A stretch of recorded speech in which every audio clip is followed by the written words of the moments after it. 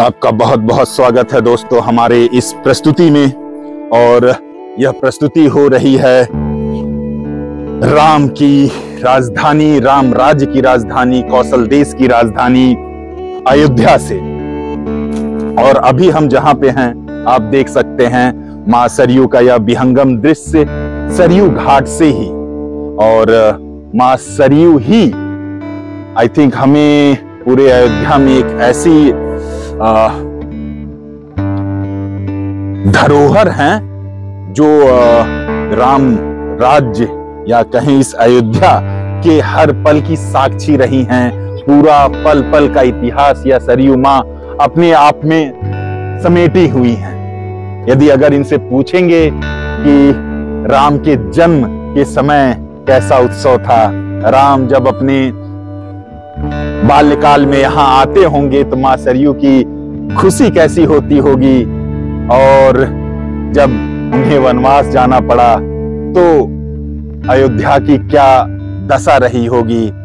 शायद इस अयोध्या में अभी एक सिर्फ सरयू मां ही हैं जो बता सकती हैं।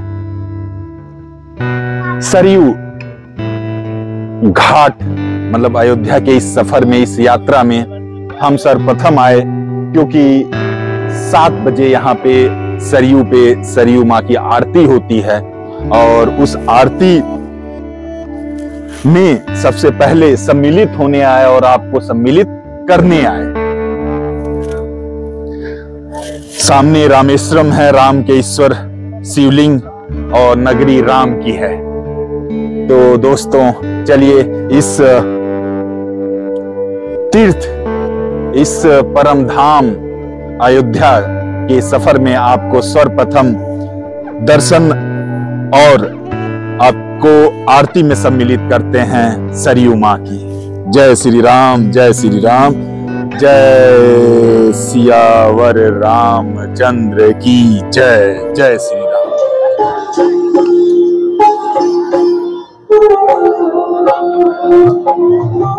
मनोयोग से सुनो सुनो है सीतलन सुधा का, ध्यान लगाकर सुनो सुनो है सीतलन सुधा का।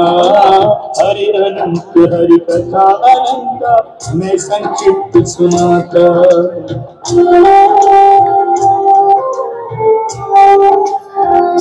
कथा यह जग कल्याणी है, कथा यह जग कल्याणी है। नायक राजा श्री राम, नायक सीता रानी है।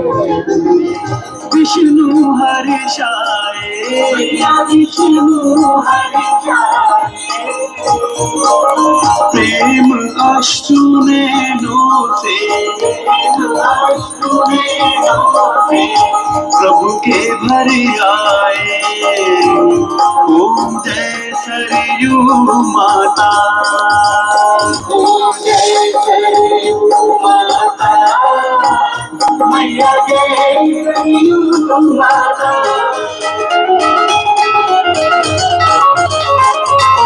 वशिष्ठ जी द्वारा आई कोई वशिष्ठ माता, वशिष्ठ माता। मानव दानव देवता, हर कोई गंगा। सरयू की धारा और सरयू का तट ही तो है जिसे स्वयं भगवान विष्णु ने राम अवतार के रूप में अपनी क्रीड़ा स्थली के लिए वर्ण किया। तो दोस्तों चलिए मां सरयू की उत्पत्ति की पौराणिक कथा को जान लेते हैं। सृष्टि के आदि में जब विष्णु भगवान की नाभि से उत्पन्न कमल नाल पे बैठे हुए ब्रह्मा जी ने सोचा कि बिना तप किए मैं सृष्टि की रचना नहीं कर सकूंगा। तब पहले पहल उन्होंने भगवान विष्णु का ध्यान किया उनकी आराधना करने के बाद भगवान विष्णु प्रकट हुए और ब्रह्मा जी के इस अपार निष्ठा एवं अपने प्रति मन में अगाध प्रेम को देखकर गदगद हो गए। उनके नेत्रों से प्रेम उमड़ आया और लोचनों से जल बिंदु गिरने लगे। उन पवित्र प्रेमाश्रुओं को गिरते देखकर ब्रह्मा जी ने उन्हें अपने कमंडल में रोक लिया और उनको रखने के लिए मानसिक सरोवर का निर्माण, जिसका स्थूल रूप मानस सरोवर हुआ, उसी में जल को संचित कर दिया। इस प्रकार हरि के आंसुओं को मान सरोवर में रखे हुए बहुत समय बीत गए होते हैं। कालांतर में अयोध्या में वैवस्वत मनु नामक राजा हुए, जिनके पुत्र इक्ष्वाकु थे। नगर में कोई सरिता या नदी न होने के कारण राजा इक्ष्वाकु अपने गुरु वशिष्ठ जी से अयोध्या में एक नदी लाने की प्रार्थना करते हैं। वशिष्ठ जी से अयोध्या में एक नदी लाने की प्रार्थना करने के पश्चात वह अपने पिता ब्रह्मदेव के पास जाते हैं। वहां जाकर अपने पिता ब्रह्मदेव को प्रसन्न करते हैं और उनसे सरयू को ले जाने की आज्ञा प्राप्त करते हैं। इस तरह सरयू नदी धरती पर आती है और सूर्यवंश, रघुवंश, इक्ष्वाकु वंश के राजधानी अयोध्या से होते हुए आगे जाती है।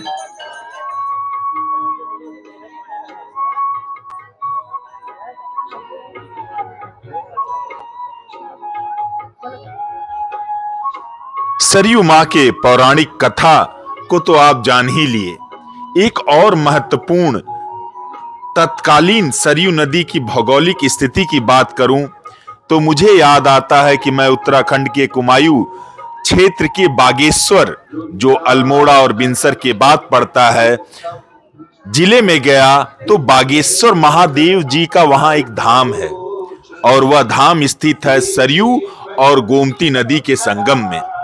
जब मैं पहली बार गया और यह मुझे पता चला तो मैं सोचा कि यही सरयू नदी के किनारे बसा है राम की नगरी अयोध्या और गोमती मां के तट पे बसा हुआ है मेरा निवास जिला सुल्तानपुर।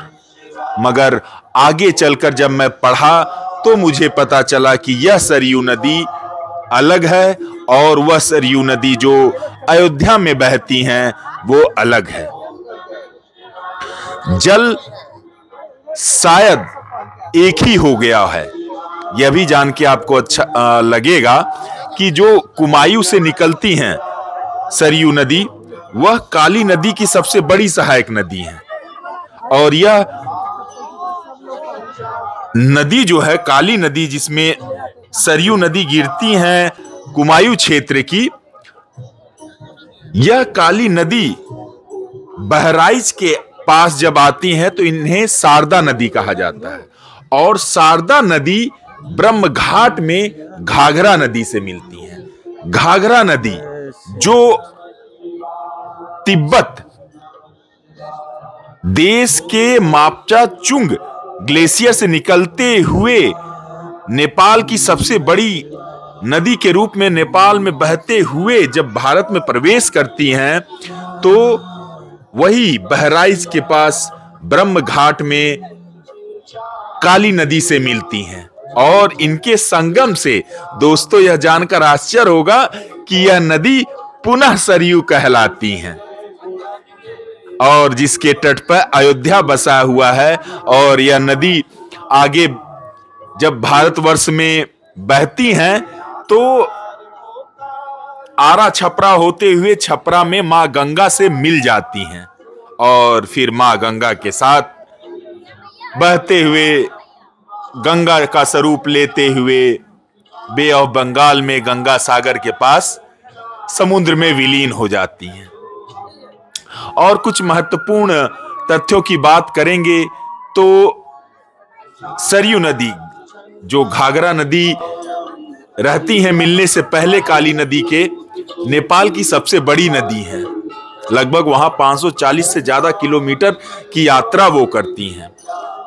और भारतवर्ष में देखेंगे तो जल घनत्व में गंगा की सबसे बड़ी सहायक नदी है, और लंबाई के आधार पे देखेंगे तो भारतवर्ष की दूसरी सबसे बड़ी नदी है गंगा के सहायक के रूप में। पहली तो मां यमुना है, तो और यह भारतवर्ष में भी अच्छा खासा लगभग 500 या 480 किलोमीटर से ज्यादा की दूरी तय करती हैं, तो यह काफी लंबी नदी है। मगर भारतवर्ष हर प्रकृति के हर स्वरूप की पूजा करता है। सनातन धर्म, हिंदू धर्म, वैदिक धर्म प्रकृति के हर आयामों की पूजा करता है। और भारतवर्ष में नदी सिर्फ एक नदी मात्र नहीं है, वह देवी स्वरूप, संस्कृति, सभ्यता, भारत के कण कण में बसने वाली मां के रूप में पूजी जाती हैं। और सरयू तो वैसे भी राम की आत्मा कहे जाने वाली नगरी अयोध्या को पावन पुनीत करती हैं। राम का सानिध्य पाकर वह भी गदगद और खुशी से यहां से प्रवाहित होती हैं। तो चलिए दोस्तों, शायद आपको उम्मीद है कि यह प्रस्तुति काफी अच्छी लगी हो, और आपको अच्छी लगी है तो दोस्तों अपना प्यार दीजिएगा इस चैनल को। Please like, share and subscribe the channel. साथियों, अब तक हमने इस प्रस्तुति में मां सरयू की पौराणिक कथा, मां सरयू के आरती का दर्शन का फल प्राप्त किया, साथ में कुछ भौगोलिक स्थिति जो मां सरयू की है अभी उसे जाना। अब सरयू मां में स्नान करने का फल और पुण्य जो भक्तों को प्राप्त होता है, जैसा हमारे पुराणों में लिखा है, वह मैं आपको बताने जा रहा हूं। मां सरयू मोक्ष प्रदान करने वाली साक्षात जल रूपी ब्रह्मा है, और संसार के सभी तीर्थों का वास सदा मां सरयू में रहता है। मां सरयू में स्नान करने से सभी तीर्थों का पूर्ण फल भक्त जनों को प्राप्त होता है। प्राचीन ग्रंथों में लिखा है, जो फल पूर्ण 1000 मनवंतर तक काशीवास करने से मिलता है, वही फल सरयू का दर्शन मात्र से प्राप्त होता है।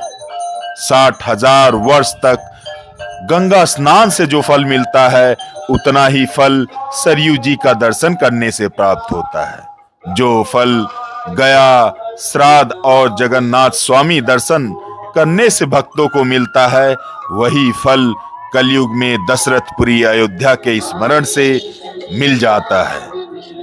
मथुरापुरी में एक कल्प तक वास करने से जो पुण्य मिलता है, उतना ही पुण्य केवल सरयू जी का दर्शन मात्र से होता है। अष्टांग योग को करते हुए प्राणी काशी में मृत्यु को प्राप्त करके जिस गति को प्राप्त करता है, वही गति मनुष्य को एकादशी के दिन सरयू नदी में स्नान करने से प्राप्त होता है। जो व्यक्ति सरयू किनारे हाथ जोड़कर श्रद्धा भक्ति पूर्वक मां को याद करता है, उसके जन्म जन्मांतर के पाप भस्म हो जाते हैं। And please press the bell icon so that you get the notification as soon as I upload the new video. जय श्री राम, जय श्री राम, जय सीताराम, जय सीताराम।